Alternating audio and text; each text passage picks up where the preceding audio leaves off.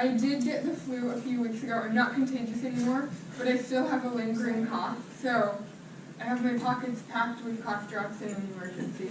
But if all else fails, I'll at least try not to cough into the microphone and blow all your ears out. But I went to last year's World IA Day here in Austin, and I really got a lot out of it. I met a ton of really interesting, cool people. So I kind of wanted to be able to give back this year. So I wanted to talk about sketching and how that can fit into the idea generation process of design. I do a lot of sketching in my job at IBM. I realized I've been there about 5 years now, and I have this stack of sketches about this tall. And so I realized it's really integral to my process in particular, but not that many other people who I work with sketch that much as part of their process. So I sort of was starting to unpack maybe what it is that I get out of sketching and what those benefits are and why sketching in particular is useful for this idea generation part of design. So it sort of snowballed once I started unpacking what it was about the act of sketching. And it sort of just turned into a presentation that I've given at work a few times, and it just keeps sort of evolving as I dig deeper into this. So we're going to talk about both ideas, what they kind of mean and how they fit in with designing an ultimate solution, and then also sketching and how that impacts ideas and how together those can integrate into your design process. So first, I'm going to sort of explore this concept of good idea. So typically when people use the phrase good idea, it's kind of used in like a eureka moment kind of thing, where, oh, that's a good idea. We're just going to take that one and run with it. That's the perfect solution, that kind of thing. But what I'm proposing is maybe there's another way of thinking about good ideas. So I put an asterisk there, very intentionally, because I'm proposing that a good idea is maybe kind of the opposite of that eureka moment type of good idea. Not the opposite in terms of it being a bad idea, just different. You could maybe think of this type of good with an asterisk idea as being an idea that you would want as a best friend. I'll kind of explain that a little more. So good with an asterisk ideas are humble. Ideally, they're just one of many possibly plausible ideas.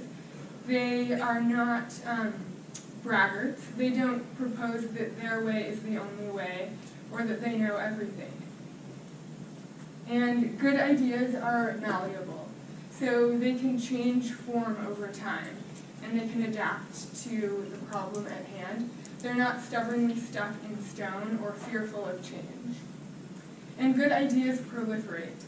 So one idea can spawn many more ideas, even better ideas than the original idea. They're not afraid of their children ideas having a stronger legacy than they do. And good ideas sacrifice themselves for the greater good. So not every idea you come up with at the beginning divergent phase of design will make it through to that final solution. And that's okay. Some of them will be resurrected another time for another design problem, maybe. Or maybe not. They might just die forever. And they're totally okay with that. A good idea is at least. And good ideas play well with other good ideas. So they can be combined together into even better ideas. So this act of creating and this practice of creating these good ideas is divergent design. And you can see why. As more ideas spawn more ideas, and as they change and grow over time, and some of them fizzle out, it makes for a very convoluted path to the final, ultimate great idea that is your solution. And once you have that idea and you look back at the very first initial idea that you had started with, you see how vastly different they are. And you see that the path that took you to that final solution, it is very convoluted. And you wouldn't have been able to map yourself there in a straight line necessarily. But why is that? Why can you not just start with that eureka moment sort of good idea, the typical meaning of the phrase good idea, and just follow that straight line all the way through and end up with something good? How come we need to start with so many ideas, even though a lot of them die out? Well, one reason is that simply that act of creating the ideas and iterating through them and throwing them against that design problem, which shines light on that design problem more, helps to build your understanding of the problem that you're trying to solve. So it's kind of like an iceberg, really. If you start out thinking your understanding is clear of what you're solving and you think you know exactly how to solve it, you're going to miss the bigger picture of the problem completely. But once you start diving deeper and shining light on that problem and trying out ideas against it and pushing those ideas further, you'll start to see how deep and complex the problem space really is. Another reason is that if you're starting with multiple ideas simultaneously at the beginning and not committing to a single straight path right away, then it will keep your mind open to external inspiration. So if you are committed to a single path, like too early on in the design process, you can see how you're already investing all your time and all your effort in executing that one direction. You're not directly or manually coming up with other possible solutions, but you're also closing your mind to just serendipitous inspiration from outside that you could have been making a connection to your design problem with. And this particular idea has actually been studied by the Stanford Graduate School of Education. They started with a cohort of designers, and they assigned them a design problem. Then they split them into two groups. One group, they gave them one sort of starting idea, just like a spark to get them thinking. The other group, they gave them 3 ideas, just 2 more ideas than that first group. Just sort of like sparks to start thinking about this design problem. They didn't have to use any of those initial ideas in their final solution at all. It was just something to start them going. And they said to both the groups, okay, go design whatever you think is the best solution to this problem. So they did. And that first group, well, they both iterated a lot on their ideas, but that first group kept coming back to the first idea that had been planted in their heads. And their final solution ended up being very similar to that same idea that the facilitators had given them. They did not diverge from that idea hardly at all. Whereas the second group, they ended up coming out with a lot more ideas on their way to that final solution, and their final solution was markedly better than that of the first group's, as discerned by the criteria of the study. So the lesson here is pretty clear, that if your mind starts out with multiple ideas in parallel and you're not getting stuck on one path too early, then your mind stays open, both to be able to receive external inspiration and see how that could connect back to the problem, and to conceive manually, generating those ideas yourself, and turn out more novel innovations. So now, let's not forget about the sketching half of that Venn diagram. But I want to do the same sort of thing, where we examine what this concept of sketching really means, at least in the context of design and divergent thinking. So, in the scope of this talk, I'm going to use sketching in a different way than drawing. Outside of this talk, I use those 2 words synonymously. I totally believe that language is fluid. I don't want to be like a grammar Nazi about sketching only means this, drawing only means this. But just so we're all on the same page about what I mean here, I'm drawing a distinction between those 2. So drawing is when you are creating an artifact, wherein that artifact is the end result. You can do whatever you want with that. Put it up on the fridge. That is your creation. And that's amazing and awesome and totally useful and valid for so many things. But sketching is a little bit different sort of mindset. You are really just doing sketching as a way to communicate your ideas out. It's sort of a conduit of your ideas from your mind into the real world. And then once you have that artifact of the sketch, you can use that to communicate your ideas from yourself to others.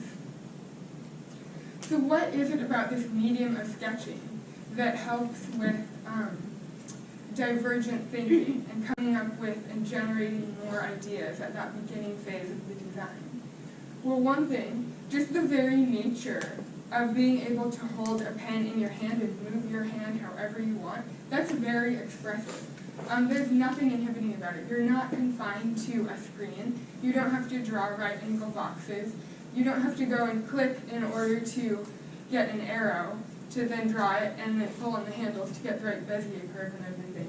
You can just draw the arrows however you want.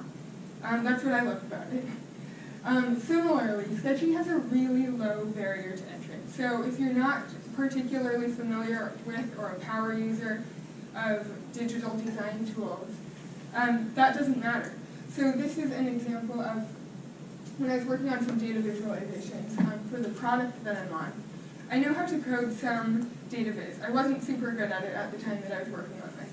But even now, coding cannot keep up with the speed and pace at which I was sort of iterating on different ideas and ways to visualize it. So I would have lost all these possible ideas if I had confined myself to only coding them to make sure that the data set would work with it. So first I decided to just sketch them out. And these were small little sketches, just about this big. So it didn't take long, probably less than a minute for each of those. Then I could go, and this also made it a lot easier for me to be able to consult and work with our developer. And then it was even faster for him to code these than I could. And we could quickly see which ones would work with our data set, cut the ones that wouldn't, and then be able to continue and grow and iterate the ones that were feasible. So yeah, I was sort of starting to talk about how quick it can be to create sketches. They're also really cheap for that reason. You're not getting too invested into them. And that's really good. We don't want to get too stuck on one idea right away and go down that path right away. So if each of these were taking less than a minute to make, that's great. I'm not stuck on one of them, and I have a lot more time to continue to generate more. The other thing about just the act of sketching and creating by hand and starting with a blank piece of paper is that you have to consider very consciously what you put into your design. You're not really taking anything for granted. Whereas if you are using Sketch, which is kind of ironically named in this context, but or some other like Adobe tool, which are great for a little bit later phases in the design process. But if you're using those initially exclusively, you can sometimes take things for granted if you're copying and pasting templates. Whereas if you're drawing just from scratch, you have to decide, is this existing design we have actually right for this unique problem that we're solving? Or could I maybe, is the navigation up for debate? Is that something that could be used to help and solve this particular problem we're solving? Sort of the flip side of that coin. We want to be considering all details because they might influence or be able to be part of the design solution, but we don't want to iterate them to perfection yet. And that's really, it can be really hard to avoid doing that if you're on a screen, because you want everything to align perfectly. It looks like it should. You want it to look pretty. When I used to be a visual designer, if I was making a poster or something, even if it was completely my designs and I was in control of all the words and content, and I knew that what I had there was placeholder content, I would still start kerning the text and just making all the letters perfect because I wanted it to look nice. But sketching, as you can see, it's really messy. It's even ugly, kind of. It's not supposed to be perfectly aligned. You don't expect it to be. So that kind of prevents you from even getting too far down the road of tweaking those details. Also, once you have these sketches as artifacts to share with others so that they can continue to iterate on them and give you feedback so you can iterate more, it's a lot easier to use these sketches to get true and honest feedback rather than initially showing wireframes. Because even if you did not invest a ton of time in making digital wireframes, and if you even set that as a caveat to your audience, like, hey, these are just explorations, they're not a final direction or anything, still mentally, we think subconsciously that these more perfect looking little wireframes are more permanent. So it's a lot harder for us to even start iterating mentally and start bouncing ideas off of your ideas. The other thing is that, okay, I'm going to show a little video a second, and then I'll explain. So this is a paper prototype, sorry, that I just made out of Post-it notes. this was to explore different ways that this panel interaction could work with the content. So, we'll go. So in this, oh shoot, sorry. Here, I can pause it again.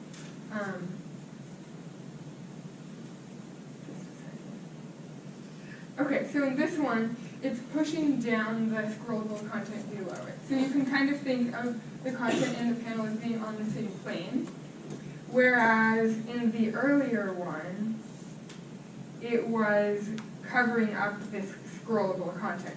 So that way is kind of like a window shade covering up the window, and the content is what you see through the window. So either way, both of those metaphors could kind of work with scrollable content. But then we have this other type of content, which we'll play right after this one, which is like a network diagram. So that pans and zooms. It doesn't scroll vertically.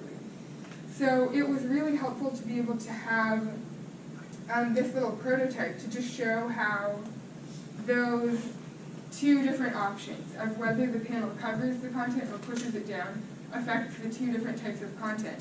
And being able to have it in real paper and be able to see those actual layers of the paper and see that metaphor of whether it's on the same level as the content or covering it really helped me be able to communicate that metaphor to the other designers I was working with, so that then we could make the right choice on which metaphor to use in the actual screen design for our users. So that's why starting with a physical medium like paper and prototypes like that can be helpful in coming up with a more higher fidelity design later on. So, let's say you've been at least semi-convinced by some of these arguments, or maybe, I noticed actually a lot of people already have notebooks here, which is really exciting, so maybe I've been preaching to the choir the whole time, which is not the worst situation to be in for this, from my perspective. But let's say you want to start pulling design even more into your process. What are some ways that you can start to do that? So I'll start with one really easy idea. And Juan Pablo actually mentioned this earlier when he was saying you might have a relationship with your favorite pen or something. I definitely do. I have a relationship with 4 pens. I love them all. This particular model is Pentel Rolling Writer. They're really cheap. They're just about 17 cents. I buy them by the box. They work really well for just the angle that I happen to hold my pens at. Everyone else I know hates them because they hold their pens more vertically and it makes it really scratchy, but they work perfectly for me. But if I had never discovered these pens or any others that I liked and I was just confined to using thick ballpoints, I would probably think that I hated sketching because those pens do not work good for me. They just make my handwriting horrible. I just don't enjoy using them. So if you think you don't like sketching, I would say go to Jerry's Artorama, go to the UP bookstore, somewhere where there's a lot of writing utensils where they let you test them out. Just try them out, and you will probably find one that works for you. And that's a really easy way to just start. And then we've been talking about not getting too caught up in details. One way to actually sort of physically block yourself from being able to do that is to confine yourself to a really small space. That way you cannot really get too much into detail. See, I still tried to, though, on that bottom one. I tried to label everything, but I just give up because there's no space. So it physically stops you from being able to do that if you use Post-it notes or something small at the beginning. But sometimes Post-it notes, they're very perfect. They're little squares with right angles. It can feel like you must draw something perfect inside of them. So sometimes that can be inhibiting. So I like to just open my notebook spread or get a blank piece of paper and draw a ton of wonky little rectangles all over it, and then fill them with as many ideas as I can think of. And I do this even just for drawing, when I feel like drawing, but I just can't figure out what I want to draw. I just do a bunch of little rectangles and draw the first thing I see around the room, or the first thing that pops into my head. So this can be a really good warm-up for getting into sketching for design as well. I also like to use colors to, not literally though, I like to use them to encode other sources of meaning. So if I'm designing a UI, I like to use black for static elements, blue for interactive things. I will always call out questions in red so that I can quickly come back to those and identify them easily since they're red. And usually you will, like we were talking about, you'll start to uncover more things about that problem space, so you'll have more questions as you start ideating. And you'll come up with more ideas too as you go. So I always put those in green so that I can also easily isolate those and see them a bit better. That way, if I'm really into sequencing out a particular idea, I don't want to stop that one, but I don't want to forget about these other ideas. So I quickly call those ones out so I can come back to them in case they will warrant their own sketch or following up somehow. You can also use color to associate across different iterations. So maybe if you're designing different screens, but all of those different iterations have the same various types of content on them, you could say maybe all of the images are green, all the text is blue. That way you can easily compare across the different iterations.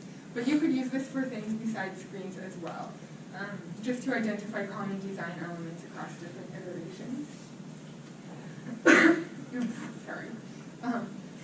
But another thing, grayscale, if you don't want to have color be associated to like the way that the UI will ultimately look when the brand colors are applied or anything like that, grayscale is a great way to keep it neutral, but still sort of bring out the layers of the UI. So that one on the left, it just looks like a bunch of lines. It's really kind of hard to decipher. But just adding a few different scales of gray can really help to differentiate those layers.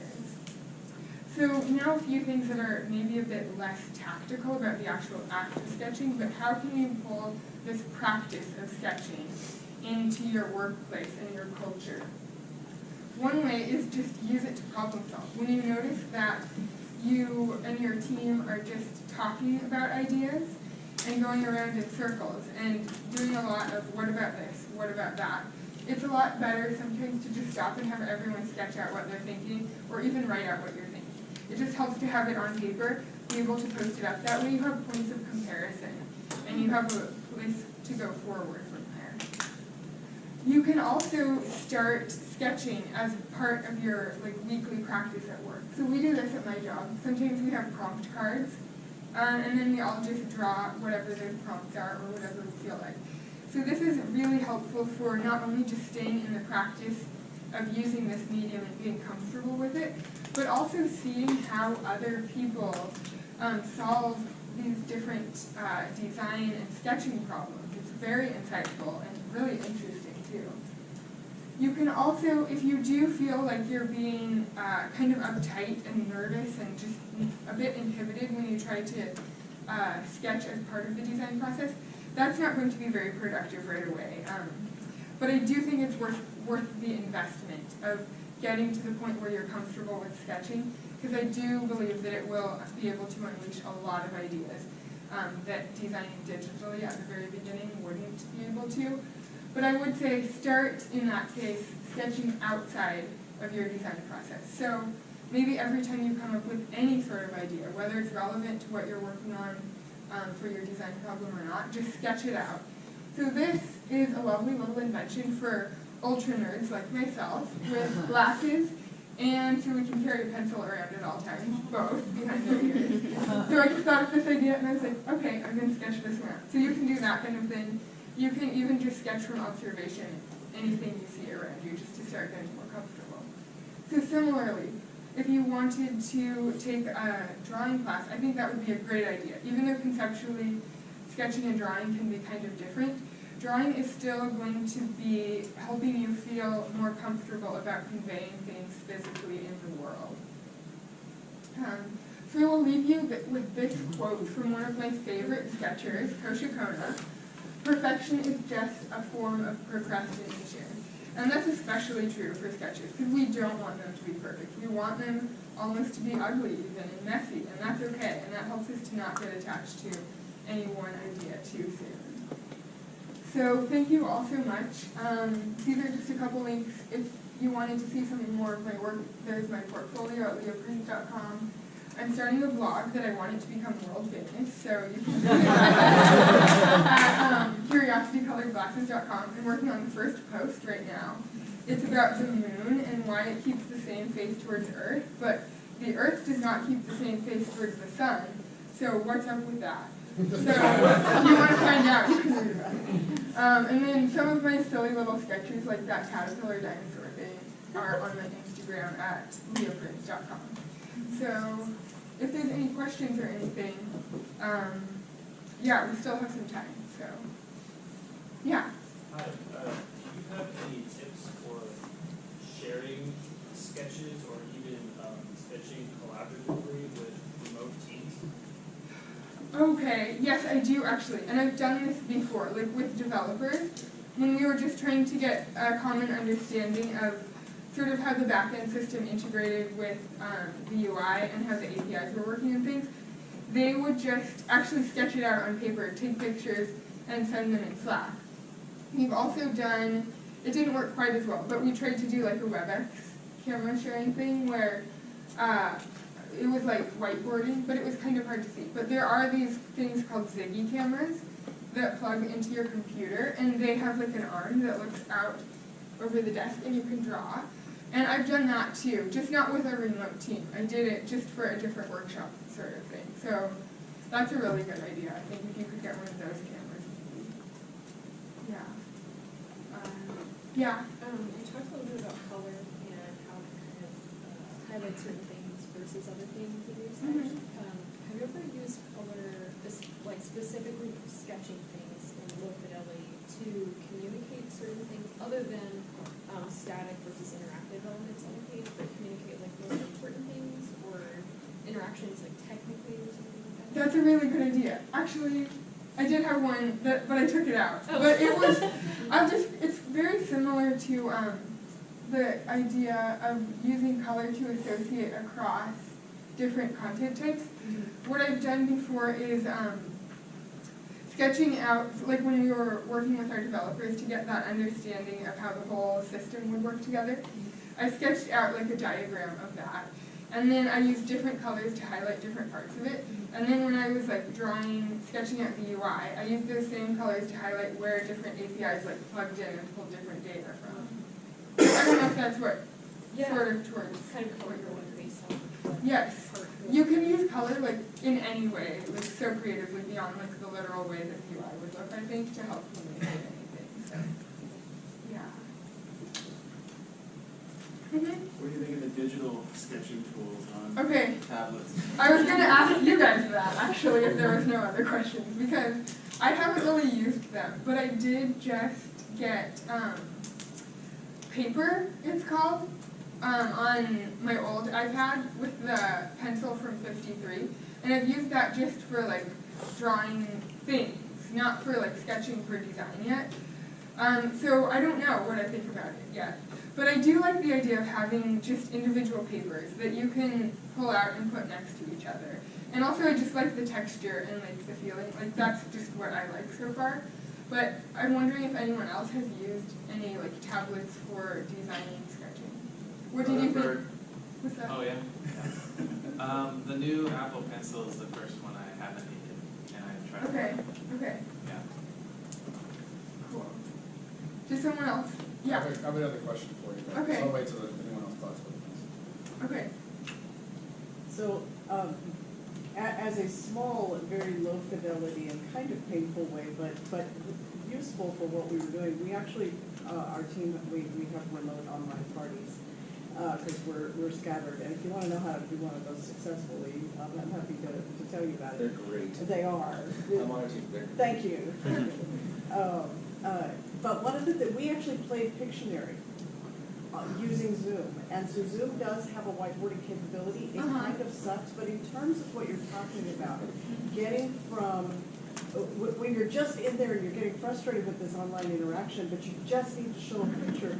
It doesn't matter that it's beautiful. It's okay that it's like maybe you're just showing the relationship between these two boxes. You're just trying to get your own thinking flowing and that communication channel going. It's worth that. So give it a shot. And know that it's okay for it to be okay. Yeah. Awesome. One of the things that I've had my team do is everybody has a little dry erase board. Okay. And it's just at home, every kind of gets one, and they can sketch a thing and show it up to their camera. That's cool. And then they can erase it, and we'll take pictures before you erase it. Take a picture of it. You can we end up with a photo catalog of an ideation session, and we put those onto a shared mural board.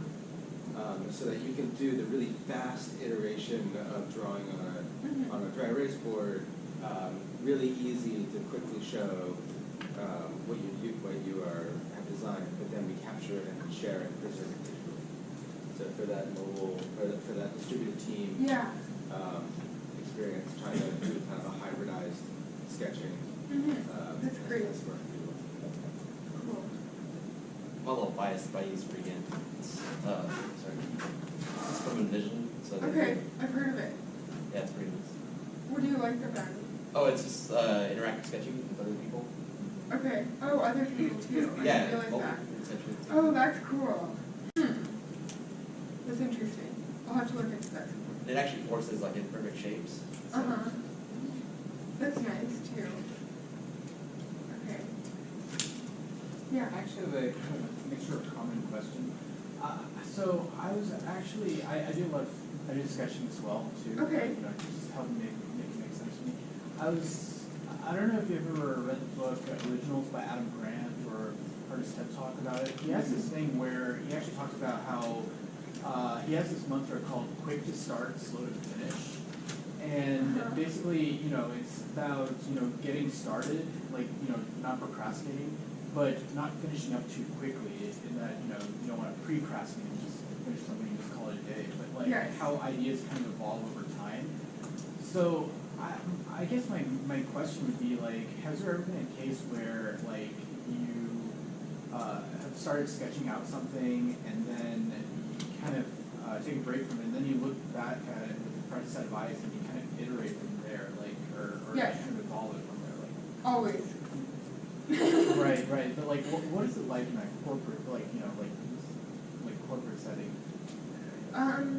Well, I try to make it pretty clear every time I'm like getting feedback or showing anything to anyone that like what exactly I want to get feedback on. And sometimes you don't, like, people will just gravitate to one specific like little thing that is not even ready to be, hasn't even been ready to be considered yet. So I try to be very clear on what it is, the options that I'm exploring. So that's been pretty helpful. And yeah, I try to just make sure that people are clear when something is just draft ideas. So I try to show lots of them, not just one, because that will help to them not assume that one idea is the only one. Yeah. Okay. Yeah. I'm curious about how, as you're sketching to ideate around things that will ultimately be a data visualization that are built on data sets, you're thinking through something that's dynamic and representing it with static instances. Sometimes, yeah. Do you have an approach that you like to use for thinking through dynamic, like state-based things, if it's sketching or maybe sketching with code? Like, do you have I took a picture of the slide where you said, oh, I make note of things that are interactive, right, kind of color coded, but things that are like hyper-dependent on the underlying data, do you have a sketching technique that helps you think through like something very interconnected like that? I actually have been, most of the time I use sketching when, well, I do use it for that kind of like exploratory data viz a lot too, when I don't know what the data set looks like yet. When it's just really low fidelity sketches, I won't do too many, or I'll do a lot, but not very, I won't invest too much in the sketching direction in any one of them. But then sometimes it just depends on, there was one that I had an example of that was sort of showing, not a database, but this one is sort of showing like interaction of like how you can interact with something. So lots of times I'll just draw layers on top of each other when things can move and change. I'll just like actually draw them on top of each other so you can sort of see. And sometimes I'll use different, like a pencil versus a pen so you can keep them apart. Or at least so I can. It's still hard for other people to sort of see it. But, or I'll just do like, I do sequences a lot where I'll like show things changing over time too. Makes sense. Do you ever use transparent paper?